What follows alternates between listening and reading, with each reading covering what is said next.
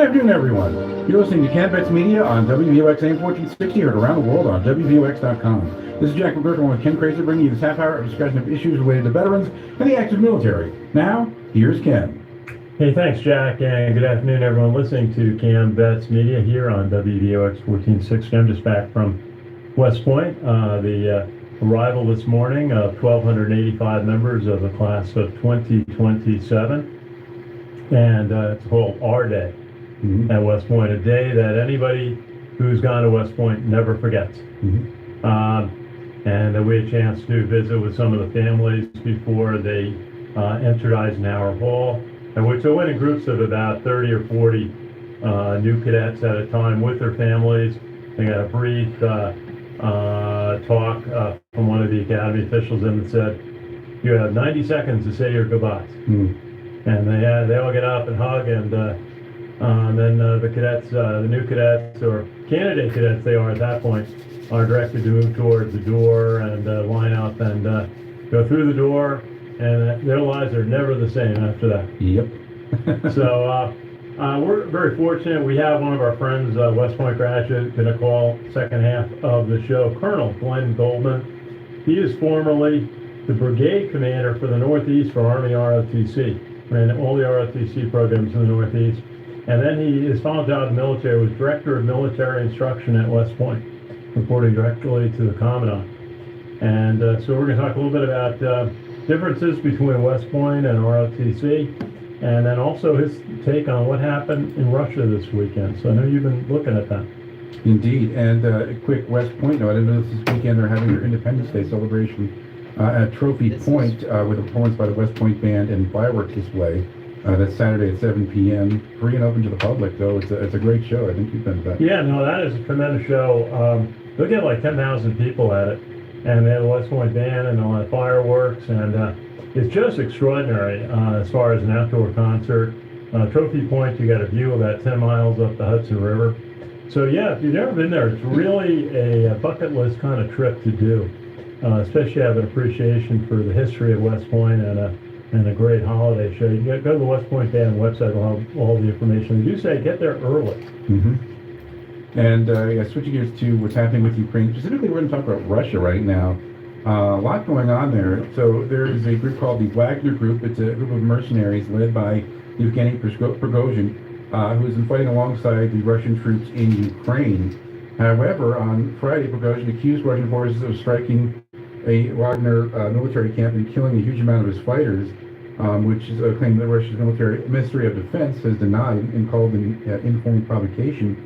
Now, the private military chief Prigozhin seemed to build influence with Putin over the course of the conflict, with Wagner forces taking up a leading role in the invasion of Ukraine. But on Friday, Yevgeny Prigozhin said that Moscow invaded Ukraine under false pretenses devised by the Russian Ministry of Defense, and that Russia is actually losing ground in the battlefield, saying there are 25,000 of us, and we are going to find out why there is such chaos in the country. There are 25,000 of us waiting for tactical reserve and strategic reserve. It's a whole army in the whole country, everyone who wants to join us. He said on the Telegram, talking about they decided to go back towards Russia, and on Friday, he said, the Wagner Group upped the gambit and went on to take control of military facilities in Rostov-on-Don, Voronezh, a city which lies about some 372 miles to the north of Rostov, and they continued their march towards Moscow until they're about 120 miles from Moscow, and then a deal was reached where Yevgeny Prigozhin would be exiled to Belarus, and the guys in the Wagner Group were pardoned by Putin. It's a little odd, this agreement they made, but yeah, you have the Wagner Group turning on the Russians, seemingly invading, heading towards Russia as sort of an insurrection, and then all of a sudden it stopped 120 miles from Moscow. Yeah, the whole thing is extremely odd. There's all sorts of questions. Just listening to some of the reports, Admiral John Kirby is just speaking from the White House, actually a former guest on our show a few years ago. It's hard to figure what happened, what stirred the Wagner leader Prigozhin to decide to take some of his forces, abandon the battle versus Ukraine, and start heading towards Moscow. And then it's interesting that that he was diverted and made some kind of a deal. I mean, you think the Russians would have been pretty close to sending the Air Force out to blow up his tanks that were coming up the highway just a couple of hours from Russia. And Putin decided not to do that, which is one of the things people are noting, is that he didn't decide to use excessive force against Prigozhin, and then gave the Wagner leader a deal with Belarus. And not exactly a party that you normally think of negotiating some kind of a peace deal there, but very, very odd. I mean, everybody's going to watch it. And the other element to it is the Ukrainians have been looking to get their spring offensive going. And gosh, you just pulled 20,000 Wagner mercenaries out. That's going to create some kind of a gap in the Russian lines. So, yeah, absolutely. We have to keep an eye on this story. This is very interesting and crazy there. Last week there was a story that had broke. We talked about on the radio show about a submersible that had disappeared near the wreck of the Titanic in the North Atlantic. Sadly, on Thursday, the U.S. Coast Guard determined that the submersible, which was carrying 5 people attempting to view the wreckage of the Titanic, suffered a catastrophic implosion, and rescue teams located 5 different major pieces of debris with a remotely piloted vehicle. I think the debris was found about 1,600 feet away from the wreck of the Titanic. But the Titanic is about a depth of 12,500 feet, where the pressure, the water pressure, is 6,000 pounds per square inch. Imagine 6,000 pounds of pressure on every square inch of your body. It's pretty incredible. And also the Navy had said that, the Coast Guard determined this on Thursday, that they found the wreckage and stuff and determined it was an implosion. The Navy said they may have picked up the sound of an implosion 5 days earlier, but we're not entirely sure if that's what it was. They have underwater microphones in the area. Those are used to pick up submarines in the ocean. Yeah, then there's speculation the Navy didn't want to give away exactly what its assets were that detected that sound. And again, in all those situations, you're never sure, so you take all the actions that are warranted. But just a sad story. One Navy former Navy submarine commander said, if they need 2 pipes to work on a submarine, they make sure they have 3. Mm-hmm. And that if they're taking a submarine out to sea that hasn't sailed in a while, they are very careful. They'll dive at just a periscope test to test everything, make sure they get it back up if there's any problems with it. And Navy submarines generally only go to about 2,000-foot depth, if that. Mm-hmm. Anything under 1,000 foot would be extraordinary. And this submersible imploded about 8,000 to 9,000 feet. Yeah.